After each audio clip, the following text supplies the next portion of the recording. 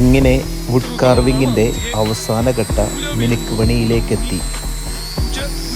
Crack ഉണ്ടായിരുന്ന ഭാഗങ്ങൾ എല്ലാം തന്നെ കട്ട് ചെയ്ത് കളഞ്ഞിട്ട് ഇത്രയും നല്ലൊരു പ്രതിമ ഉണ്ടാക്കിയതിന് അദ്ദേഹത്തിന് ഒരു ലൈക്ക് കൊടുക്കേണ്ടത് തന്നെയാണ്. വുഡ് കാർവിങ് എങ്ങനെയാണ് പഠിച്ചത് എന്ന് ഞാൻ ചോദിച്ചു. അദ്ദേഹം മറുപടി പറഞ്ഞു, ചെറുപ്പം മുതലേ വലിയ ആഗ്രഹമായിരുന്നു വുഡ് കാർവിങ്ങിനോട്. അങ്ങനെ സ്വന്തമായി പഠിച്ചതാണ്, ആരും പഠിപ്പിച്ചതല്ല എന്ന്.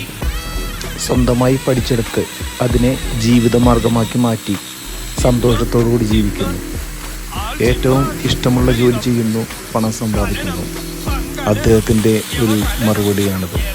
ഇഷ്ടം പോലെ ജോലി ലഭിക്കാൻ ചാൻസ് ഉള്ള ഈ രാജ്യത്ത് അദ്ദേഹത്തിന് ഏറ്റവും ഇഷ്ടപ്പെട്ട അദ്ദേഹത്തിൻ്റെ ആ പ്രിയപ്പെട്ട കാർവിംഗ് ജോലി ചെയ്ത് അദ്ദേഹം സന്തോഷത്തോടു കൂടി ജീവിക്കുന്നു. അദ്ദേഹം വളരെ ഹാപ്പിയാണ്. ഒരു ദിവസം അദ്ദേഹം 5 പ്രതിമകൾ മാത്രമേ കാർവിംഗ് ചെയ്യാറുള്ളൂ. അദ്ദേഹം പറയുന്നത് അത് മതി ജീവിക്കാൻ എന്നാണ്.